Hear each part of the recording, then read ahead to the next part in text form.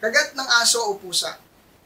Kailangan bang magpaturok agad tayo ng anti-rabies o hindi?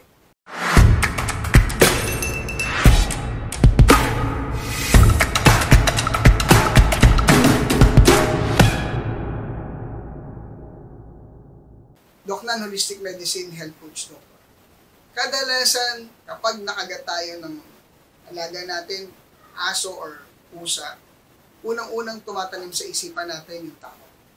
Na baka may rabies, baka kung anong mangyari sa atin, at palaging ang unang inisip natin, magpaturok ng anti-rabies. Pero dapat mas malalim po natin maintindihan ito dahil baka mas lalo tayong mapahamak kung hindi natin nauunawaan. Nakikita naman natin maraming pinapakita mga video yung itsura ng merong rabies o nakagat ng merong rabies. At nakakatakot, di ba? Ayaw uminom ng tubig, takot sa liwanag, at yun nga, unti-unti na po yung mamamatay. Kung kamag-anak po natin ito, nakakaawa at hindi natin kaya. Kaya nga, takot na takot tayo at agad, unang pumapasok sa isipan natin, kapag nakagat ka, magpa-anti-rabies ka agad or magpabakula agad. Pero, sana po maintindihan natin, papaliwanag. Huwag po kayong aalis ang gabi. Dapat maintindihan natin, ano nga ba yung rabies? Lahat ba ng hayop na makagat tayo may rabies? At sagutin natin, dapat ba talagang magpaturok agad? At ano nga ba yung dapat nating gawin kapag nakagat tayo ng aso o pusa, alaga man natin? Isa-isahin natin. Ang rabies po, hindi po lahat ng hayop ay mayroong rabies. Dapat maintindihan natin na yung mga alaga nating aso at pusa o hayop natin sa bahay, kung mayroong rabies po yan, hindi po magtatagal, mamamatay yan. Ibig sabihin, ang rabies ay kondisyon o sakit ng hayop na na-infect sila. Virus po yan. Ibig sabihin, kapag meron yan ng isang alaga natin, makakagat man ito o hindi, mamamatay po ito. Ang problema, kapag may sintomas na yung hayop na nakagat ka, na carrier ng rabies, yun po yung delikado. Na pwedeng magkaroon ka na rin ng rabies. Ibig sabihin po, no, hindi po tayo dapat agad-agad, yan ang sagot, hindi tayo dapat agad-agad nagpapaturok ng anti-rabies kapag nakagat tayo ng hayop. Bakit po? Mas delikado po kasi kung walang rabies yung asong or pusa na nakagat sa'yo. Ano po ibig sabihin? Pag nagpabakuna ka, yung bakuna po yun, tumataglay po yun ng mahinang klase ng rabies. Ngayon, wala namang palang rabies yung nakakagat sa'yo. Pag yun ang nabuhay, naging active sa katawan mo, doon ka magkakaroon ng rabies. Sana po mas malinaw natin itong maintindihan.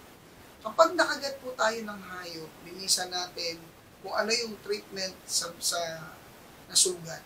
Ang kailangan po natin, obserbahan yung hayop na nakakagat sa atin.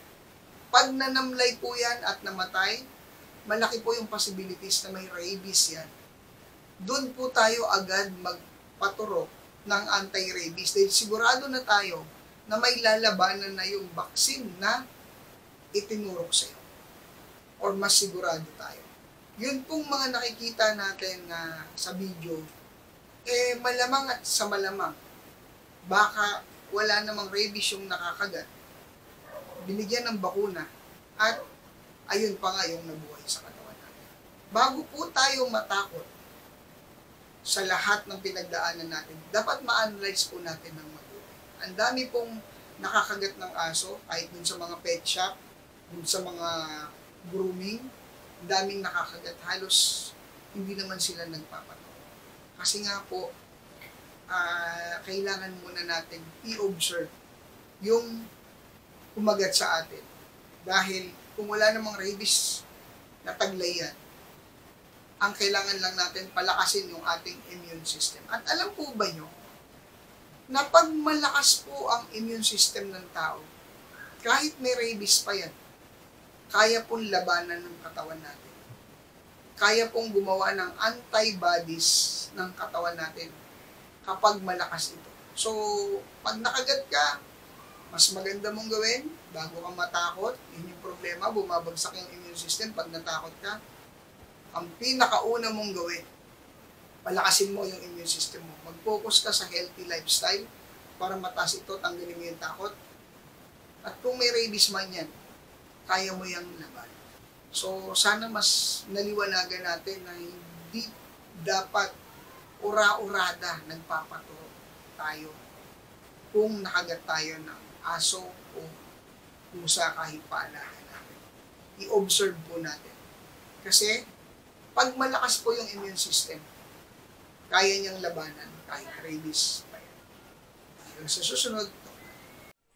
Oops! Bago ka mag-skip, para hindi maligaw o magkamali sa tamang detoxification at tamang healthy lifestyle, join my health coaching program. Bakit mo kailangan mag-join sa health coaching membership? Marami tayong ginagawa, akala natin tama. Marami tayong healthy lifestyle, hindi naman pala healthy. Meron tayong mga ginagawang unhealthy, yung pala naman healthy. Para alam mo yung daily routine mo, daily healthy lifestyle na tama, tamang diet, unlimited question and answer. One-time membership payment lang ito. Continuous learning dahil hindi mo naman ma-absorb ng mabilisan o instant ang tamang kalusugan. At meron itong GC na isa lang ang direksyon pagdating sa kalusugan. At ang foundation ng health coaching ay ang user's manual ng tao, ang Bible. Mag-message lang directly sa aking messenger, nasa baba ng link, kung interested sa health coaching membership.